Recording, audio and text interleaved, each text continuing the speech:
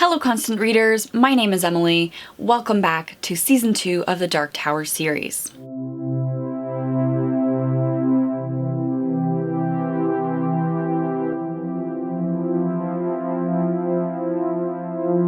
So in our last episode, we talked a little bit about critical thinking and critical reading. That really sets the tone and the foundation for this series. It is the goal of the series. So if you haven't watched that video, I will link it up in the cards and in the description box down below. I do recommend that you start there so that you know sort of where I'm coming from. From the title of this video, you probably know that this video is about folk and fairy tales. And you're probably thinking, Emily, this is about the Dark Tower series. It's like fantasy, sci-fi, genre soup. It's not a fairy tale. But if you watch season 1, you know that I was very preoccupied with the appearance of folk and fairy stories in the Dark Tower series. And so I wanted to talk a little bit about that today. So first let's talk about what exactly are folk and fairy tales. Folklore is defined as the traditional beliefs, customs, and stories of a community passed through generations by word of mouth. And fairy tales are defined as a children's story about magical and imaginary beliefs and lands. So what this means is that fairy tale is a type of folklore. Both of these types of storytelling are honed for listening and are therefore easy to remember. They often also tend to pass along the core values of a community. And I think we do see the honed for listening values of community aspect in the Dark Tower series itself. We do get Roland doing the oral storytelling in Wizard and Glass. And then again, we do get Roland doing the oral storytelling in Wind Through the Keyhole as well. In both of these books, storytelling is a key component. They actually really demonstrate Roland's values as a gunslinger, like what it means to be a gunslinger, what it means to exist in the world as a gunslinger. I think specifically with Wind Through the Keyhole, we can definitely see the fairy tale, folk and fairy tale roots in the Dark Tower series in the storytelling aspects. So another thing folk and fairy tales do is they often model effective decision making. And by that I mean we can see that good decisions equal good outcomes and bad decisions equal bad outcomes. If you're thinking about teaching a community, teaching children some sort of community value, you want to also teach them how to make decisions and like the outcomes, the consequences of their decisions. My favorite example of effective decision making is Little Red Riding Hood. Depending on which version that you're reading, she strays from the path or she dawdles, and in not doing what she's told, she's eaten by the wolf. So it's this straying from her set of instructions, straying from her path, results in a bad outcome, right? She disobeyed her mother, whose instructions were to go straight to Granny's house because Granny is sick, you need to give her these things. She deviates from that and is punished. In contrast, we see somebody like Belle from Beauty and the Beast, who is kind and good and virtuous because she is good to everyone. Her decisions are always for good.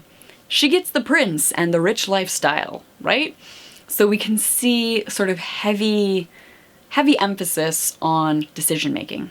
Fairy tales are definitely considered part of children's literature now, but adults were often the intended audience just as often as children were. I know the Brothers Grimm, their original intention was to collect the stories as told in a very like German nationalist project. But when they started repackaging them for a wider consumption for children, they took out a lot of the sex and violence. They sanitized those stories. These stories have only gotten cleaner with Disney. But I think it's important to remember that the original fairy tales were super violent, super dark, and I mean, the Dark Tower isn't exactly like a romp through a field of flowers. If fairy tales are these old cultural productions, why are authors still using them today? I think this is a really interesting question. Why are we still preoccupied with them?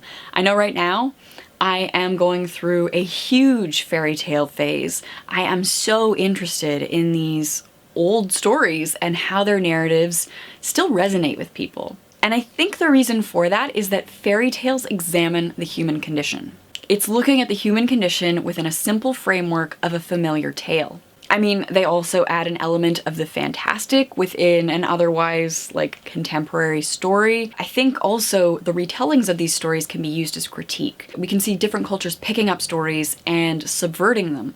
We can see feminist fairy tale retellings, and in that we see a subversion. Angela Carter is well known for subverting fairy tales from a feminist perspective.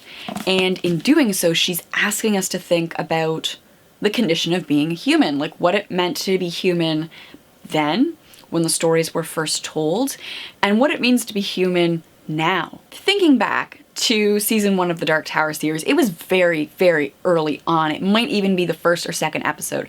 I talked about fairy tales. Specifically, I talked about Childe Roland, because Childe Roland is a fairy tale. The most popular version of the Childe Roland fairy tale was published in 1890 by Joseph Jacobs. Jacobs is actually the one who introduced the idea of the Dark Tower to the story, and he makes the Dark Tower the palace of the Elf King. Jacobs himself is harkening back to Shakespeare's King Lear and Robert Browning's poem Childe Roland to the Dark Tower Came, although neither of those texts are talking about Childe Roland or the Dark Tower in the fairy tale context. The Childe Roland fairy tale is actually part of Arthurian legend. So in that earlier video, I talked a lot about the expectations that I had for the series because of the fairy tale connections. In examining the intertext, in doing some critical reading and asking some questions about the references, I ended up entering this little research spiral, following the Childe Roland reference and finding its rooting in fairy tale. That is critical reading in practice. Yay! It's also intertextuality. More about intertextuality in a future episode. For the rest of this episode, I want to talk about the examples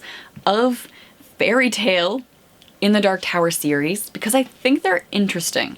And I kind of want to talk about what I see them doing, and then I also want to ask you guys what you see these references doing. In The Gunslinger, the quotation that stood out to me is, quote, 3.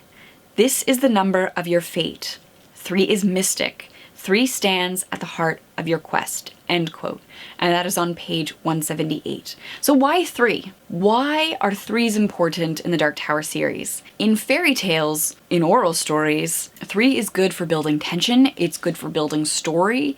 You have 3 quests, 3 tests, 3 challenges, right? So like in the Childe Roland fairy tale that I talked about in season 1, there are 3 brothers, I believe, that try and get their sister back from the Elf King. And the first one goes and disappears, and the second one goes and disappears, and then the third one goes, right? So like things happen in 3s to create tension. 3 is also memorable to listeners. Having things happen 3 times is really handy for storytellers. It's not too big a number that you can't remember all of the things that happen, but it's also not small enough that you would forget that detail. And then also in psychology, 3 is the number of persuasion. By the 3rd time, you will be persuaded. I see 3 serving a similar function in the Dark Tower series. We have those 3 drawings. Roland is drawing 3 characters into his quest, into his quartet. That creates narrative tension, especially when we're waiting for that 3rd. Like, who is that 3rd gonna be? How is that gonna work? I also think 3 is really important for linking to the fairy tale past. I think it really ties into the idea of the gyre, which is central to this series. I talked a lot about the gyre in season 1, but basically Yates is this guy who came up with his bonkers understanding of time functioning in a gyre. Things are always spiraling out to a point of chaos, and at that point a new point is formed, like a new point. There's a breaking point basically within the point of chaos, and a new gyre is formed. One of the things that I sort of touched on in season 1 that I want to get to more in season 2 is the idea of the gyre sort of functioning as literary history, the idea that narratives are always sort of cycling, reincarnating, that nothing is truly original, that we're always spiraling out towards these points of chaos in creation. Like when Roland is climbing the tower in the 7th book and he's sort of spiraling past all of these points in his life, we can do that with literature as well. We can sort of spiral down and down and down and down, following these references. Fairy tales are one of those early forms of storytelling that we have that have survived. And so if the series is about repetition, it's about connection to a past, a literary past, I think connecting it to fairy tales is really important and really interesting. Another fairy tale reference that really stood out for me was the wolves in The Wolves of the Kala. Around page 383, we see wolves kidnapping children of the Kala and abusing them in some way. And so we have wolves as predators in the Dark Tower series. For me, this calls up Little Red Riding Hood. And there we can read the wolf literally, as in, if you have a child wander into the woods, they could be attacked by a large predator. So it could be a cautionary tale in the literal sense. However, we could also read the wolf as a metaphor for predatory men, because Little Red Riding Hood, she's wearing her red cape. Red signals maturity, it signals sexual maturation, it is her menstrual blood. And so we have this young, fertile woman wandering out in the woods, and who is preying on her? Men. It serves a similar function. The wolf in the Dark Tower is a thing to be feared. It is a thing to be wary of, and again, roots it back to fairy tales. The last fairy tale thing that I want to draw on is from the Dark Tower itself. And so this is from around page 327, 328. So we see Shimi and Dinky making a gingerbread house from Hansel and Gretel mentally. This gingerbread house is a mental safe space for them. It's outside of reality, it's a fantasy space. And again, that's the fairy tale roots showing. And in that case, I find it really interesting because it's a subversion of the gingerbread house. If you're familiar with the story of Hansel and Gretel, we know that the gingerbread house is a trap. It's something to lure children in so that the witch can eat them. But here, they create this sugary, sweet, safe place, and it is a safe place. It is a safe haven for these folks lost in the world, in the woods. So that was really cool. So what are folk and fairy tales actually doing in the Dark Tower series? What purpose do they serve? By the end of the series, we learn that Roland is part of this ever-cycling gyre. He has made and will continue to make that journey to the Dark Tower over and over and over again. What is the human condition? What is life, if not repetitive? We are not as unique as we might like to think. Our lives and narratives are often fairly similar.